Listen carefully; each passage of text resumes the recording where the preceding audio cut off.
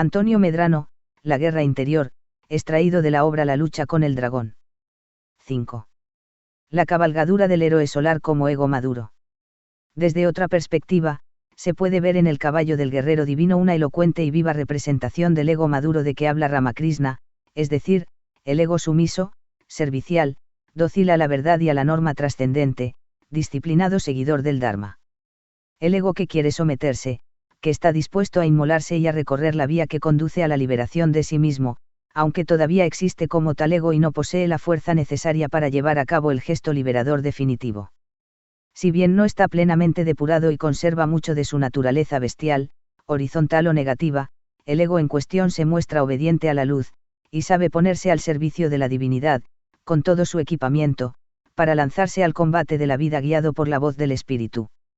Se trata, en otras palabras, de un ego que busca su propia aniquilación y que, por eso mismo, está ya en camino de superarse y trascenderse. Esta es, precisamente, la situación normal de la mayoría de los seres humanos que deciden encauzar su vida por un sendero espiritual. Y así es siempre, forzosamente, la situación que sirve de punto de partida. El ego está todavía vivo, es fuerte y vigoroso, plantea sus exigencias con mayor o menor energía, no ha conseguido negarse, anularse o borrarse por completo. Pero, a diferencia de lo que ocurre con el ego rebelde y obstinado, que solo busca afirmarse a cualquier precio y que quiere poner todo a su servicio, en este caso ese ego que aún alza la cabeza, en vez de acentuar su contumacia, decide ponerse al servicio de aquello que lo niega, que lo anula y disuelve, es decir, se entrega a algo que va en contra de su propia lógica egótica, con lo que inicia ya un saludable proceso de autosuperación. En lugar de encerrarse en el círculo vicioso de su propia inanidad, de su negatividad destructora, nuestro ego se abre a horizontes más nobles, se lanza por el camino de la rectitud y de la virtud, se quema sirviendo a la verdad, el bien, la belleza y la justicia. Y a través de esa inmolación servicial, irá creando las condiciones para una nueva situación en la que el ego ya no cuente para nada y acabe desapareciendo de manera definitiva. Si no es posible deshacerse de este ego, entonces que el muy canalla quede como el servidor de Dios, decía Ramakrishna en un tono no exento de ese fino humor tan característico de los grandes maestros espirituales. Subrayando lo difícil que resulta anular por completo el yo, Ramakrishna enseña que el mejor método para conseguirlo es usar el atajo, más fácil y accesible para cualquiera, del sendero de la devoción, en el cual el ego es ofrecido a Dios y puesto a su entera disposición como su siervo, su amante, su soldado o su fiel seguidor. El maestro de Dakshinesvar llama a este ego sometido a la voluntad divina ego maduro, ego servidor, ego devoto, ego niño, ego filial o ego del conocimiento. Y marcando las diferencias entre este ego maduro y el ego inmaduro, egocéntrico y poseído de sí, al que también llama ego ignorante o ego perverso, que es el que normalmente gobierna a los seres humanos, señala que este último nos lleva a decir cosas como estas: yo soy el hacedor. Yo soy el autor de mis actos y obras.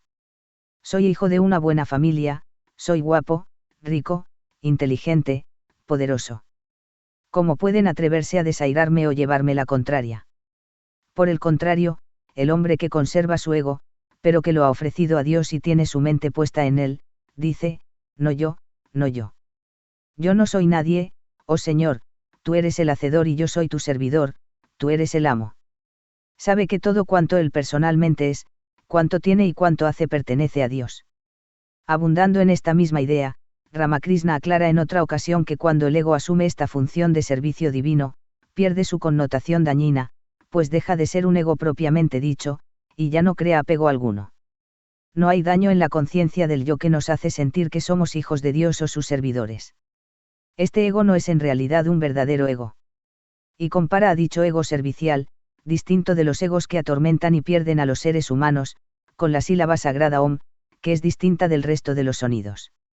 Siguiendo la terminología de Ramakrishna, cabría decir, por consiguiente, que el dragón simboliza el yo inmaduro, el ego perverso, insubordinado y caprichoso, rebelde al orden cósmico y a la voluntad divina, dominado por un impulso separatista, por la tendencia contraria al amor y a la unidad, mientras que el caballo encarna al yo maduro, que, si bien sigue viviendo en la ilusión de la separatividad, busca la unidad y, movido por el amor, se pone al servicio de Dios, del Uno Supremo, del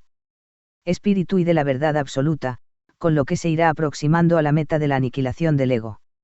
El caballo blanco del héroe es el ego blanqueado por la decisión de autoanularse, depurado e iluminado por la luz de la verdad bajo cuya bandera combate. El ego que acepta ser siervo y montura del espíritu en su acción antiego. Y no solo eso, sino que además se une entusiastamente a la lucha sagrada. Hace suya la guerra contra el ego, o sea, la guerra contra sí mismo. Con todo el ímpetu de que es capaz se lanza, cual brioso corcel guerrero, contra el dragón que tiene ante sí, obedeciendo siempre con docilidad y lealtad a la voz del espíritu que es quien tiene las riendas. En lugar de tratar de desmontar al jinete divino que tiene sobre sí, procura identificarse con él, seguir sus órdenes sin la menor vacilación, unirse a su empeño combativo y hacer todo lo que esté de su parte porque el caballero que lleva a sus espaldas alcance la victoria. Quien se sitúa en esta postura puede repetir y hacer suya la jaculatoria que Ramakrishna dirigía incesantemente a Dios, y en la cual se describía a sí mismo como el vehículo, instrumento, soporte o cabalgadura de la divinidad. Ramakrishna solía exclamar: yo soy el elefante, tú eres el cornac. Recordemos que el cornac es la persona que monta y dirige al elefante, o yo soy el carro, tú eres el auriga, frases con las que expresaba su aceptación de la voluntad divina y el reconocimiento de que Dios es la fuerza que lo mueve, el verdadero autor de todas sus acciones. Parafraseando esta oración del místico hindú y evocando los ya aludidos ingredientes simbólicos que intervienen en la escena de San Jorge luchando con el dragón, quien asume con plena convicción la actitud del yo maduro o ego devoto puede decir: yo soy tu montura, tú eres el caballero, o bien yo soy el caballo, tú eres el jinete, dirígeme como quieras. El caballo es la buena voluntad, aquella que aporta la paz y el orden. La que ensalzan los ángeles en el anuncio de la Navidad: paz en la tierra a los hombres de buena voluntad. La voluntad sana, no egoísta, abierta a la verdad, dispuesta al sacrificio, movida por el amor y la sabiduría, la voluntad animada de buena intención y con una orientación sapiencial que hace que esa buena intención sea realmente buena, realizadora del bien y no se pierda en vaguedades ni acabe haciendo estúpidamente el mal o promoviendo el error, corroborando así el dicho popular: el infierno está lleno de buenas intenciones. El dragón, en cambio, es la mala voluntad, la voluntad enferma, pervertida, puesta al servicio de intereses egoístas, inspirada por el desamor, cuando no por el odio. El subjetivismo que todo lo distorsiona, deforma y manipula para interpretarlo o encauzarlo en función del ego, para ponerlo al servicio del propio egocentrismo.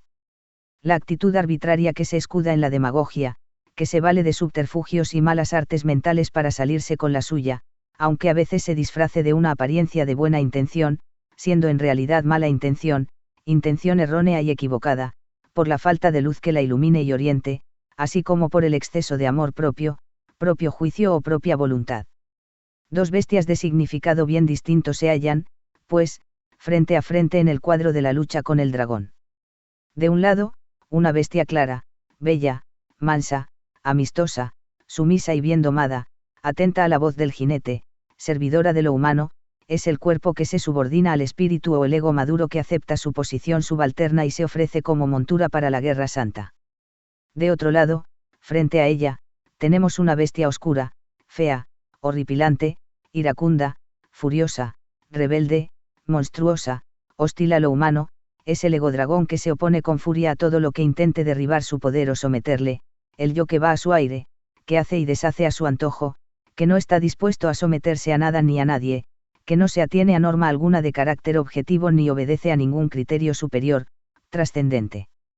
Dos bestias que se hallan presentes dentro de cada uno de nosotros. De hecho, el ego sumiso, aun cuando se haya decidido resueltamente por la causa del bien y de la verdad, tiene que hacer frente continuamente al ego rebelde que sigue oculto, siempre al acecho, emboscado en el subsuelo del alma, esperando cualquier ocasión para aniquilarle y devorarle.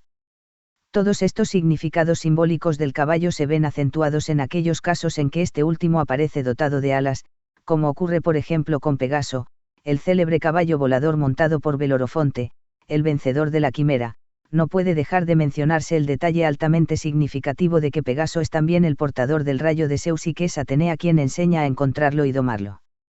Esas alas ponen de relieve la función elevadora y enaltecedora que desempeña la realidad corpórea, racional y sentimental que el héroe toma como apoyo para llevar a cabo su gesta interior. La docilidad a la voz del espíritu que muestra ese soporte vivo sobre el cual el héroe cabalga, lo purifica, lo ennoblece y lo eleva, le da alas para ascender hacia niveles superiores desde los que es más fácil divisar y observar al enemigo, planear el combate contra el monstruo abisal y asestarle el golpe mortal. Gracias a esas alas, símbolo del vuelo espiritual, puede el héroe elevarse encima de lo vulgar, de lo horizontal y de lo rastreramente material, escapando así a las garras del dragón que ruge amenazador allá abajo. 6. Las armas de la luz. Por último, hay que decir algunas palabras sobre el simbolismo del arma utilizada por el Drachenfer. La lanza, espada, flecha, hacha o maza que el héroe blande y con la cual da muerte al dragón es el símbolo del rayo de luz, aquel raggio de Yalta luce de que habla el Dante. Rayo de luz que inmediatamente asociamos al rayo solar, fuente de toda luz, pero que también puede ser asimilado al rayo meteórico que, junto con el relámpago, rasga el cielo en medio de la tormenta, iluminando de forma repentina con su luz fulgurante la oscuridad del firmamento. En la lengua española, la conexión entre ambos fenómenos, el rayo solar y el rayo de la tormenta, se refleja incluso a nivel semántico, por el uso de la misma palabra rayo para designar a uno y otro. Las flechas de Apolo, el dios arquero que es sol de la inteligencia y la armonía, y el Vajra, cetro o rayo de Indra, resplandeciente y labrado en oro según la descripción del Rigveda, constituyen claros ejemplos de tal simbolismo. Tanto en un caso como en otro, nos encontramos con el rayo luminoso como símbolo de la fuerza espiritual, de la influencia iluminadora y fulgurante que desciende de lo alto, del poder de la verdad que con su mera presencia disipa las tinieblas de la ignorancia o ceguera espiritual, la avidya de la tradición oriental, y extingue el fuego de la pasión. El Vajra de Indra ha sido definido precisamente como el rayo o resplandor de relámpago de la percepción iluminada, el poder fulgurante de la palabra divina que es el sol de la mente alumbrada. En el budismo tibetano, que también recibe el nombre de Vajrayana, camino del Vajra o camino del rayo, el Vajra o Dorje, voz tibetana para designar al rayo, es el cetro de diamante, la fuerza pura e invencible de la luz intelectual a la que nada puede resistirse, el arma de la liberación y la iluminación. Representa la pureza, resplandor e indestructibilidad de la conciencia de iluminación, bodhicitta, tibetano, Byanchubsems. El simbolismo solar a que antes aludíamos se ve subrayado por la naturaleza áurea del arma draconicida, se trata por lo general de una flecha, espada o lanza de oro, y el oro es el metal del sol por excelencia. En algunas obras herméticas se hace explícita referencia a este simbolismo luminoso de las armas con las que el héroe solar da muerte al dragón, así como a la imposibilidad de vencer a este sin la luz invencible que irradian tales armas o, mejor aún, que constituye el material mismo de que están hechas. Es el caso, por ejemplo, de un texto anónimo citado por Titus Burckhardt que lleva por título Purissima Revelatio. En este tratado alquímico se compara la naturaleza sobre la que opera la obra de transformación con un frondoso bosque en el que muchos penetraron para arrebatarle sus secretos, añadiéndose a continuación que la mayoría de ellos fueron devorados porque no poseían las armas luminosas, o sea, las únicas que pueden vencer al terrible dragón que guarda el vellocino de oro. Únicamente las armas de la luz pueden, en efecto, derrotar al dragón del ego, únicamente ellas pueden echar por tierra su monstruosa mole y acabar definitivamente con su poder, pues son las únicas capaces de deshacer la alucinación que lo sostiene y alimenta. Materialización simbólica del rayo, ya sea el rayo de sol o el rayo que descarga con la tormenta, el arma que traspasa la masa informe constituida por el cuerpo del dragón no es otra cosa que el rayo luminoso de la sabiduría clavándose en las carnes del monstruo egótico, abriéndose paso a través de la noche oscura y tormentosa del ego. Con la misma fuerza con que el rayo rompe la negrura del cielo encapotado, la lanza o flecha sapiencial rasga el velo de las negras nubes con que la ilusa conciencia egolátrica envuelve al ser humano. El poder invencible de la lanza o espada que empuña el héroe solar nos habla, pues, de la fuerza victoriosa de la verdad, de su invicta potencia que no puede ser resistida por la mentira y el error, sustancia nutricia del dragón. Al hundirse en las carnes del monstruo egocéntrico, el arma de la verdad pone en evidencia su falsedad e inconsistencia, muestra que éste no es sino mera ilusión, producto del autoengaño, y lo desarma y anula de manera definitiva, derriba el andamiaje ilusorio en que se asienta la falsa creencia en un yo independiente y soberano, separado de su principio trascendente y del resto de la existencia. Es lo que el Zen llama ver en la propia naturaleza, un ver que, como nos enseña el himno de la victoria entonado por el Buda tras su iluminación, desarma al Gaja Karaka o constructor de la celda en que vivimos prisioneros y nos lleva a descubrir el yo absoluto, la budeidad o naturaleza Buda, el espíritu libre o Atman que esencialmente somos.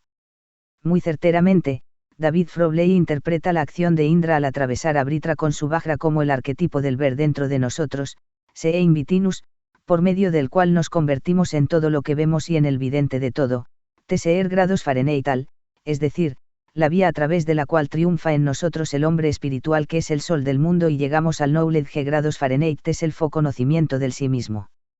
Expresando esta idea con la terminología técnica del sadhana hindú, podemos decir que el rayo, flecha o lanza que da muerte al dragón es el arma del vichara, de la investigación o indagación sobre la verdad del propio yo. Es la pregunta ¿quién soy yo?, la cual, formulada a la luz de la verdad, esto es, con seriedad y autenticidad, con una total implicación de nuestro ser, yendo hasta el fondo, rompe el caparazón, la cáscara superficial o corteza endurecida con que el yo se protege, traspasa los diversos revestimientos o máscaras que recubren el propio ser y llega hasta sus más profundos estratos, destruye la ilusión egocéntrica y acaba desvelando la realidad que dicha ilusión impedía ver. Ramana Maharshi recomendaba precisamente el vichara, la búsqueda de la realidad del yo, como la mejor arma para matar el ego, for killing the ego. Se trata de una práctica que, por penetrar sin contemplaciones a través de las envolturas relativas del yo y por ir al corazón del ser, como un rayo en medio de la oscuridad de la tormenta, destruye los obstáculos a la revelación del self, del sí mismo o yo auténtico, y conduce a la conciencia pura. Gracias a ella, decía el maestro de Arunachala, desaparecerá el falso yo y será realizado el yo real. La lucidez os liberará, proclama Nisargadatta Maharaj, el cual, enseñando la vía de la liberación por la comprensión, insiste asimismo en la necesidad de esforzarnos por descubrir quién somos realmente, de mirar en nosotros mismos con aplicación, como único camino para cortar el nudo gordiano de la autoidentificación con el cuerpo y con la mente. No se trata de un indagar de forma inquieta, contrita o atormentada, a la búsqueda de una sensación de culpa y remordimiento o de cualquier otra conmoción sentimental, sino de un mirar sereno, apolíneo, luminoso, puramente objetivo, que se limita a contemplar imparcialmente la realidad, sin emitir juicio alguno. Tras afirmar que la mente verdadera, que constituye nuestra auténtica naturaleza, es la mente que mira, The Watching Mind, el maestro Sunryu Suzuki da el siguiente consejo para llevar a la práctica ese ver en la propia naturaleza propugnado por el Zen: de instante en instante mirad vuestra respiración, mirad vuestra postura. Y agrega que deberíamos auscultarnos continuamente, como un médico a su paciente. Dicho con otras palabras, se trata de observar atentamente nuestro estado interior, junto con los gestos y movimientos corporales a través de los cuales se expresa, en todas y cada una de las vicisitudes de la vida cotidiana. Esto nos hace volver a lo que antes decíamos sobre la postura de meditación como medio o técnica para alcanzar el conocimiento de sí mismo. Sentados en la postura del loto, nos ponemos en disposición de recibir el lanzazo del Logos eterno, el flechazo del héroe celeste o héroe de los héroes que llevamos dentro. Un lanzazo milagroso que, como el de Longinos, devuelve la visión y pone fin a la ceguera espiritual. Sumidos en el silencio y la quietud, nos preparamos para recibir el rayo fulminante de la verdad que traspasa la totalidad de nuestro ser y nos llena de luz. La misma postura del loto, sentados con la espalda bien recta y cabeza erguida, parece reproducir la figura simbólica de una lanza o flecha que apunta hacia lo alto, símbolo a su vez del eje que une cielo y tierra. Y algo semejante transmite la sensación interior asociada a tal postura. Es como si una lanza de luz descendiera del cielo y se clavara en nosotros, recorriéndonos por entero, hasta tocar la base misma de nuestro ser. Es como si esa lanza luminosa escudriñara los fondos de nuestra alma y desvelara el misterio de nuestras entrañas. Y llegada al fondo, habiendo tocado la base de la tierra, esa misma lanza invierte su curso y se proyecta hacia lo alto, recorriendo de nuevo todo nuestro ser, solo que esta vez de abajo a arriba. Es la corriente espiritual, la energía de Kundalini, que se despierta y sigue la trayectoria ascendente de la columna vertebral hasta llegar a la cima de la cabeza, el chakra Sahasrara, punta de la lanza. La lanza que da muerte al dragón se transmuta, por tanto, en lanza que libera y da vida a las más altas posibilidades latentes dentro del ser humano.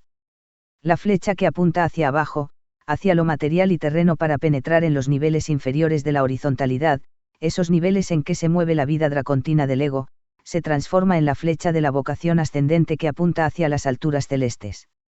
7. La espada que da muerte y vida. Como el rayo de sol, como el rayo que cae implacable sobre la tierra acompañando a la lluvia, el Vajra, rayo o arma draconicida tiene un doble poder, aniquilador y vivificante, destructor y creador, dador de muerte y de vida. Aniquilador, por un lado, de lo falso, de lo negativo, de lo carente de valor, de lo inauténtico y arbitrario, pero, por otro, vivificador de lo verdadero y genuino, de lo positivo y valioso, de lo profundo y auténtico, de lo que es conforme a la ley. Ese rayo cuajado en lanza, flecha o espada ejerce una función constructiva y creadora porque destruye las potencias mismas de la destrucción, porque aniquila al destructor, al obstaculizador u opresor por excelencia que es el ego, y con el todo cuanto obstaculiza la libre acción del principio de vida. De la espada de Fudo, el vencedor del dragón en la tradición budista, dice Suzuki que es una espada que mata y vivifica, según el estado de ánimo o posición mental de quien a ella se aproxima, pues su acción fulminante y destructora va dirigida hacia nosotros mismos, siendo su misión matar nuestra propia ambición, nuestro furor y nuestra locura, lo cual contemplado con la recta actitud mental equivale a darnos la vida. Este doble poder, aniquilador y vivificante, es el que tiene también la espada de doble filo del verbo divino o sol de los hombres, espada que es una misma cosa con la lengua del logos, según la descripción simbólica del Apocalipsis. De las saetas que son las palabras de Dios, decía San Agustín que, con su virtud de traspasar el corazón, por un lado tienen el poder de herir, vulnerare, sagitare, pero por otro lado pueden excitar y despertar, excitare.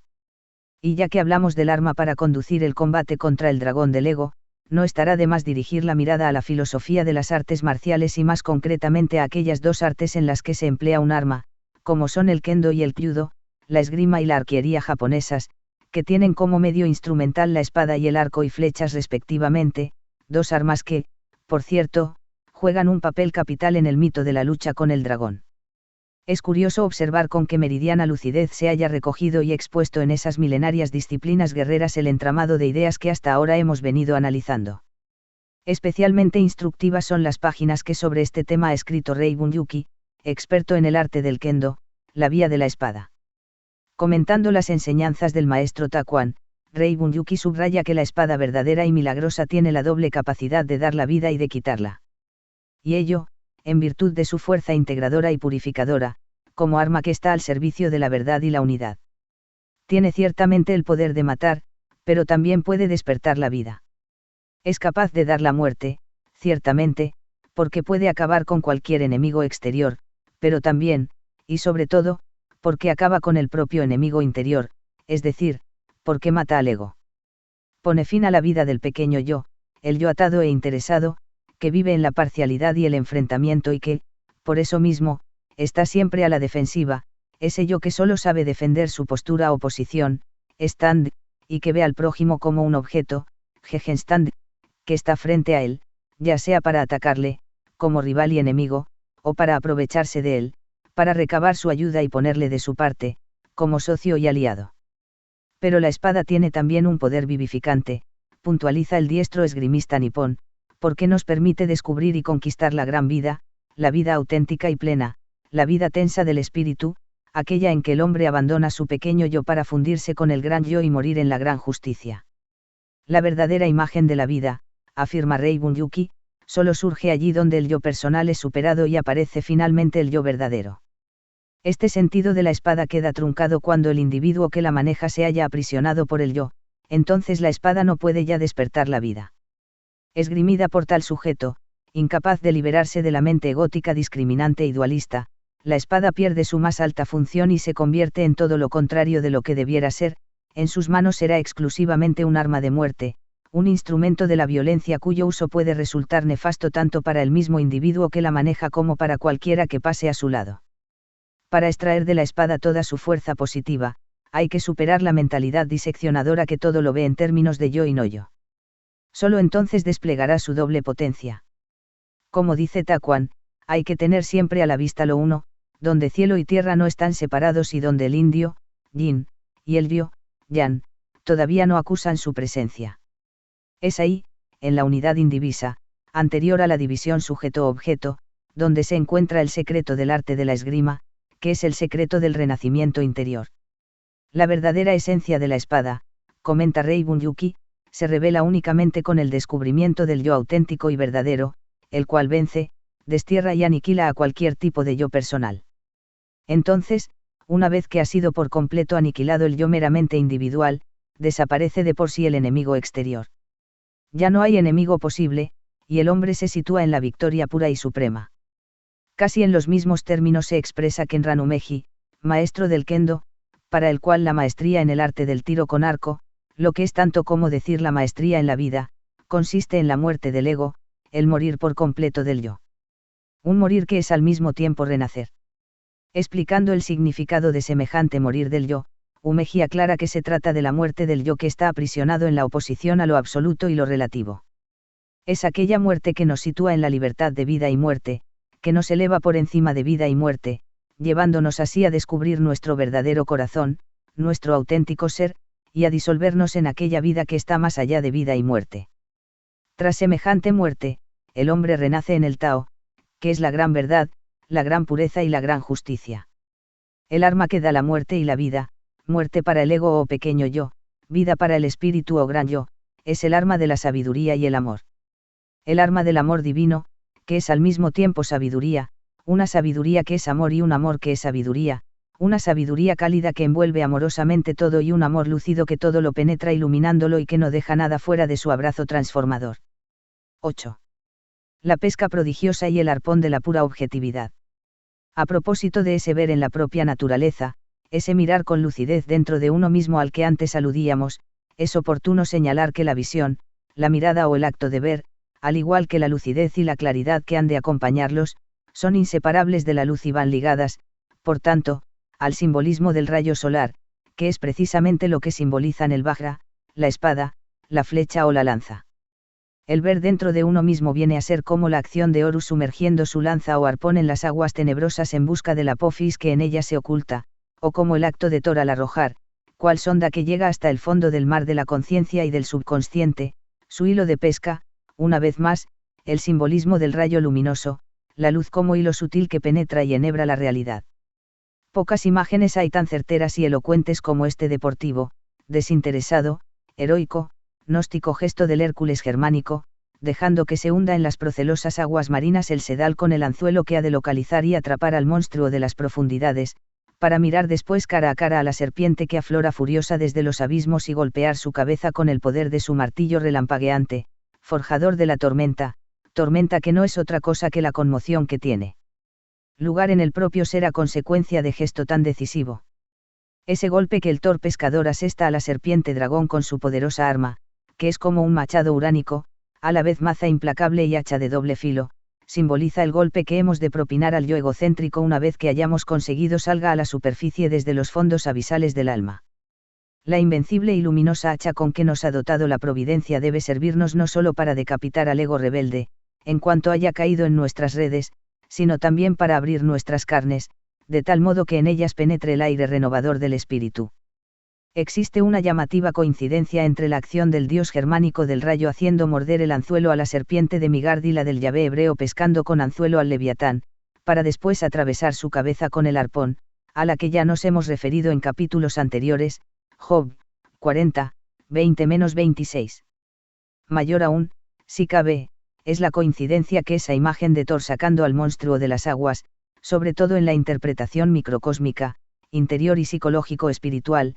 que aquí le hemos dado, presenta con las palabras que el profeta Ezequiel pone en boca de Yahvé, refiriéndose al cocodrilo o dragón que personifica emblemáticamente al faraón, en cuanto símbolo del ego rebelde, según ya hemos tenido ocasión de ver, yo te pondré garfios en las quijadas, y te sacaré de en medio de tus ríos, así como a los peces de tus ríos, adheridos a tus escamas, te arrojaré al desierto, y atraeré sobre ti la espada. La imagen del Thor pescador evoca también la figura del rey pescador de los poemas del ciclo del Grial, el cual pesca con anzuelo de oro en las aguas de un río próximo al castillo del Grial, y en el que se ha visto a menudo un reflejo de la caracterización de los apóstoles de Cristo como pescadores de hombres. Obsérvese la presencia del simbolismo áureo, ligado a su vez al simbolismo solar, el anzuelo de oro como extremo del hilo luminoso que ilumina las profundidades de la materia o de la vida creada y, al hacerlo, atrae hacia sí al alma, tirando de ella hacia o alto. Hay una antigua leyenda estonia que resulta también muy interesante en relación con este tema, pues aporta nuevos elementos simbólicos para la interpretación espiritual del acto mítico de la pesca divina y el rescate del tesoro. Dicha leyenda relata cómo el inconsciente hijo del don Nergot o dios de las tormentas, engañado por el diablo, robó a su padre la cornamusa que éste usaba para producir los truenos y los rayos, con lo que deja de llover y se secan los campos. El dios de las tormentas, al percatarse del robo, hace confesar a su hijo lo ocurrido y, para recuperar su preciada gaita, se viste de pescador y se dirige al mar, donde pesca al diablo, que le devuelve el objeto robado, su cornamusa mágica, la cual, al ser tañida por su propietario divino y salir de ella los primeros acordes, hace que vuelva a llover. Friedrich von der Leyen pone en relación este cuento estonio, así como otros mitos similares de los lapones, que hablan, bien de la pérdida del martillo productor de los rayos, bien del rapto y cautiverio del dios del trueno, con dos de los más significativos episodios que aparecen vinculados al Thor germánico, el del robo de su martillo, robado por un gigante que lo oculta bajo tierra, y el de la pesca en alta mar, que le lleva a extraer del fondo marino a su archienemigo, el Migard Sormo. Serpiente dragón de Migard.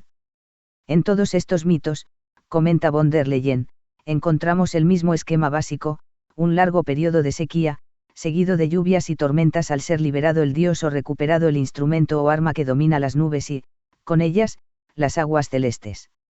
Obsérvese el hecho significativo de que el don Nergot es privado de su martillo o instrumento desencadenador del rayo mientras duerme.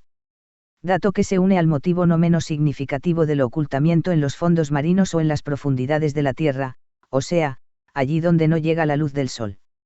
Es, en efecto, cuando el hombre está sumido en el sueño de la ignorancia, cuando su intelecto, su conciencia o mente superior duerme bajo el peso de los sentidos y las pasiones, cuando el ego aprovecha para arrebatarle el arma de la luz, la fuerza espiritual de la que dependen su libertad y su poder.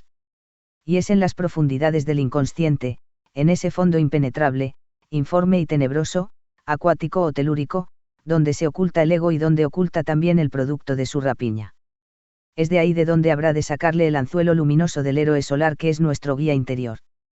El ego, como antes decíamos, no puede vivir en la luz, es esencial y visceralmente fotófobo, hostil a todo lo que sea claridad, lucidez, luminosidad, veracidad, imparcialidad objetiva. La oscuridad y el aire enrarecido, la negrura de la noche o de la caverna en que se resguarda, la imprecisión y confusión de las aguas, la turbiedad de lo inconsciente, la vida pantanosa del subjetivismo y el piélagos cenagoso de la irracionalidad pasional o sentimental lo fortalecen. De él se puede predicar lo mismo que de la hidra vencida por Hércules, de la que se decía que disimulada en el agua, era inatacable. El simple acto de arrojar un rayo de luz lo desarma por completo, lo deja inerme e inofensivo.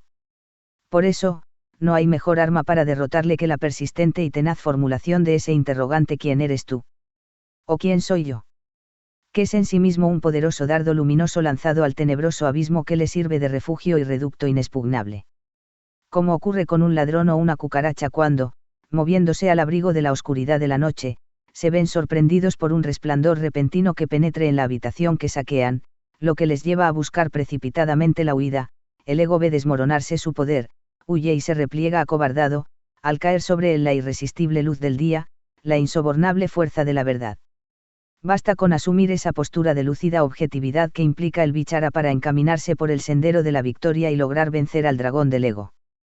Pues, como dice Fridtjof Schwann, ser perfectamente justo, imparcial y objetivo, eso tan difícil para la naturaleza humana, es un poco morir. Es, en efecto, un morir a sí mismo, a la egoidad interesada, a la parcialidad del yo arbitrario y narcisista, a todo aquello que desde el fondo de nuestra subjetividad impura y pasional deforma la objetividad de lo real para imponer su propio criterio o conveniencia. Mirar las cosas imparcialmente, sin apasionamiento y con ánimo de verdad, significa no tolerar que interfieran lo más mínimo en la percepción de la realidad nuestras preferencias conscientes o inconscientes, nuestro partidismo innato, nuestra congénita tendencia a la manipulación de los hechos.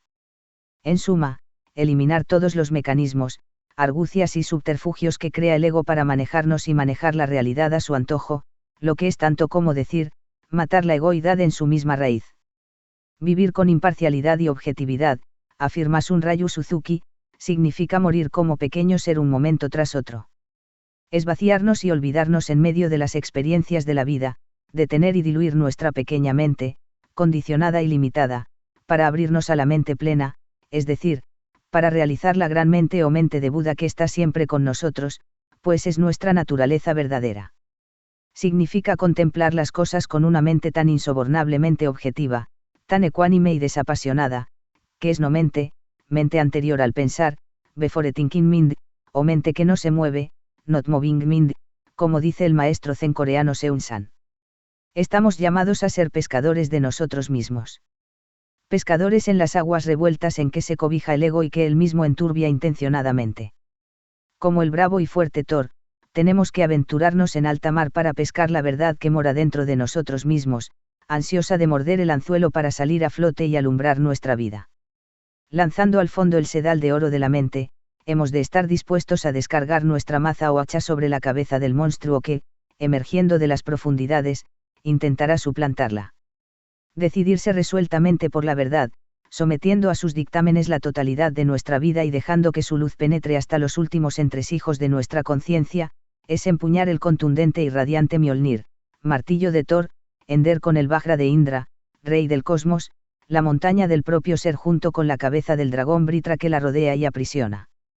Encauzar la propia existencia por el camino de la lucidez, la imparcialidad y la veracidad, significa embarcarse en la nave regia y solar de radio, imitar su combativa singladura cósmica y hacer que la sangre de la Apophis que repta en las profundidades de nuestro subconsciente tiña con el rojo de una aurora victoriosa el horizonte de nuestra vida. 9. El martillo de Thor y la tormenta regeneradora. A Dios rogando y con el mazo dando, reza un refrán español, cargado de sabiduría.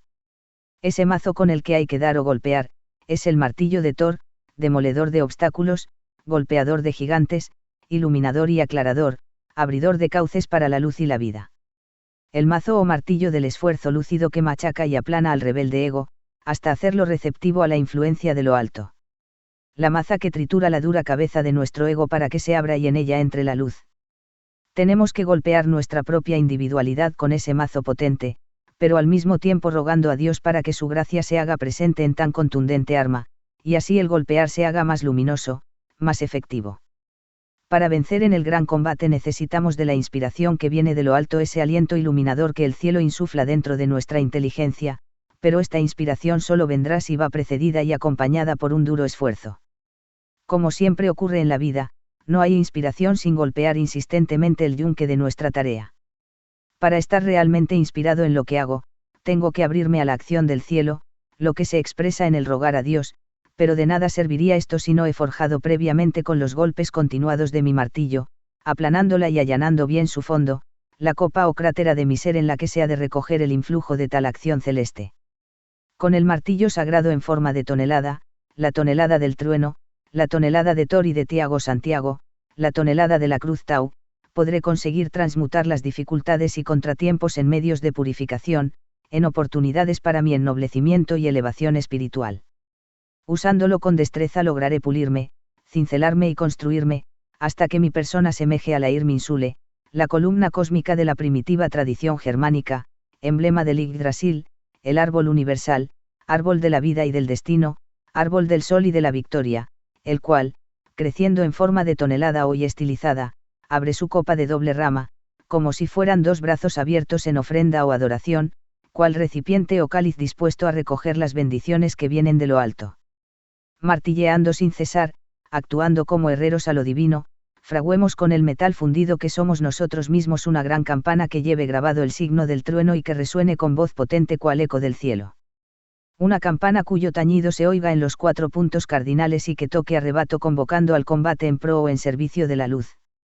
Campana noble y clara como una copa que, vuelta hacia abajo, derrame sobre la tierra la bendición celestial. La campana tiene la forma de una copa invertida, la copa recibe, la campana envía, emite o manda también en el sentido de ordena o dispone, la campana lanza una llamada, que es al mismo tiempo mandato, mientras que la copa es quien la recoge. Como si tuviera en mis manos el mazo o martillo del Donnar teutónico, del Taranis celta, del Peruno eslavo o del Percunas báltico, tengo que percutir mi campana, la campana de mi propia realidad personal, para arrancar de ella un sonido que sea canto inspirado dirigido hacia Dios, oración que se eleva a lo alto con fuerza y que es capaz de hacer vibrar el mundo entero en el que vivo. El martillo de Thor ha sido comparado a menudo con el mayete o mazo ceremonial masónico, heredero del martillo de los canteros medievales, los constructores de las catedrales. Con la forma de un pequeño martillo de madera o marfil, el mayete simboliza la fuerza que labra, talla y desbasta la piedra bruta, para hacer de ella una piedra noble apta para la construcción. Como instrumento activo, prolongación de la mano humana, dicho mazo ritual significa la voluntad humana que quiere transformar la materia, la determinación que permite al hombre perfeccionarse.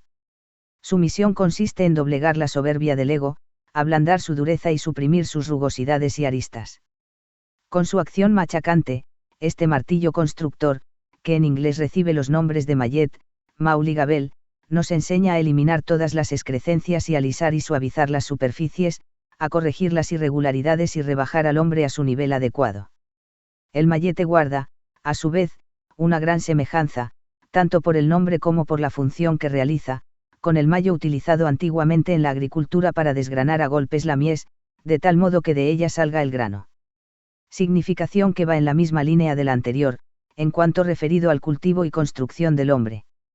Y no puede dejar de señalarse la semejanza existente entre el sustantivo masculino mayo y el femenino maya, que hace referencia a las redes de pescar. Esta similitud es aún mayor en lengua francesa, llegando casi a la coincidencia fonética, por ejemplo, entre la voz maillet, que designa al mayete masónico, y el verbo mailler, que alude a la acción de pescar con redo al hecho de quedar un pez enredado en las mallas de pesca. Lo que nos remite a la idea de la pesca sobre la que antes hemos hablado en conexión con Thor y su martillo Mjolnir. El martillo, hacha, maza o mazo utilizado por el héroe solar en su combate con el dragón nos habla, pues, de acción transformadora del propio ser. Una acción pescadora, constructora y cosechadora que saca de nuestro propio fondo lo mejor de nosotros mismos, nuestras más altas y nobles posibilidades, haciendo que nuestra vida dé fruto y que nuestro burdo material se transmute en una piedra bien labrada, digna de participar en la edificación del templo del que estamos llamados a formar parte.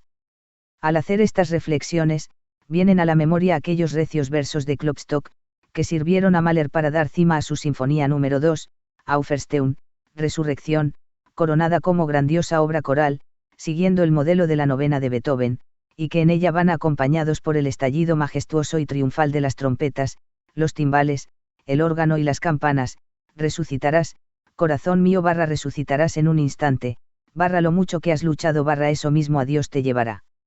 Aparece en esas escuetas y vigorosas estrofas con gran fuerza expresiva el verbo schlagen, participio, geschlagen, que significa tanto golpear como vencer, además de otras muchas cosas, todas ellas sumamente sugerentes, como, acuñar, tañer, el arpa, el laudo, las campanas, librar batalla, tocar el tambor, tender un puente, trazar un círculo, palpitar y latir, el pulso o el corazón.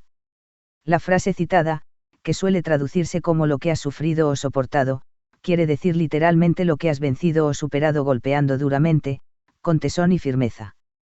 Como dato elocuente, cabe añadir que, según refiere el mismo Mahler, hallándose él angustiado por la idea de la muerte, al leer estos encendidos versos del gran poeta alemán, el compositor vienés sintió como si le hubiera golpeado un rayo, iluminando de tal modo su mente, que todas sus dudas quedaron despojadas y lo vio todo con inusitada claridad.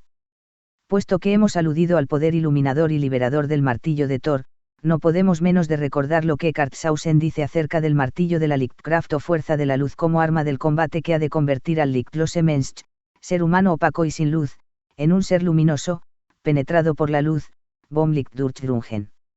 Hay un martillo que hace añicos las puertas de la putrefacción y la descomposición, escribe el místico bávaro refiriéndose al camino que el hombre ha de seguir para lograr la regeneración o renacimiento interior. Se trata, añade, de un martillo que todo ser humano porta en su interior y por medio del cual puede conseguir la victoria de la razón, Vernunft, sobre la sensualidad, Sinnlichkeit, y quebrar la tiranía de las dos fuerzas que lo esclavizan, la ignorancia y la pasión, Ignoranz und Leidenschaft, disipando así las nubes que cubren el santuario interior y abriendo la vía que conduce a la iluminación o Erleuchtung, la cual supone la acción del Logos divino sobre el espíritu del hombre o, lo que es lo mismo, el sometimiento de la sensualidad a la ley imperativa de la sabiduría de Dios. Para Karlshausen, la iluminación, meta suprema de la vía espiritual y secreto último de la religión, lleva consigo el conocimiento de sí mismo y el desarrollo del resplandor de la luz divina Autolicherlichtglanz que está oculto en lo más íntimo de nuestro ser. 72. El martillo de la pura objetividad tritura y hace pedazos la falaz construcción egocéntrica, provocando una auténtica conmoción y desencadenando, al igual que el poderoso Mjolnir, una tormenta de efectos regeneradores para la propia vida. Gracias a esa tormenta intelectiva, la lluvia celeste desciende de nuevo sobre el terreno seco de nuestra individualidad, para empaparlo con su gracia y su frescor. El golpe del mazo o martillo iluminador deshace la vida para rehacerla de nuevo, haciendo de ella un todo pleno de autenticidad y sentido. El rayo áureo y diamantino de la verdad rompe el círculo vicioso del ego y lo reemplaza por un círculo luminoso, que, por contraposición, bien podríamos calificar de círculo virtuoso, hecho de inteligencia y amor, de fuerza y armonía, articulado en torno a un eje firme y coherente, el eje por excelencia, el polo universal que une cielo y tierra. Un círculo con un centro claro y bien definido, que es el centro supremo. Señalemos, por último, que esta figura geométrica del círculo con el punto central es precisamente, en la simbología tradicional, el signo astrológico del Sol y también la representación esquemática del ojo, el ojo despierto y bien abierto, el ojo que todo lo ve con limpieza y objetiva claridad, el ojo que da en la diana, así como la figuración simbólica de la totalidad y la unidad, de la plenitud y la armonía, de la inmortalidad y la divinidad. Volveremos sobre este símbolo más adelante al hablar de las nupcias entre el vencedor del dragón y la dama liberada de las garras de este último.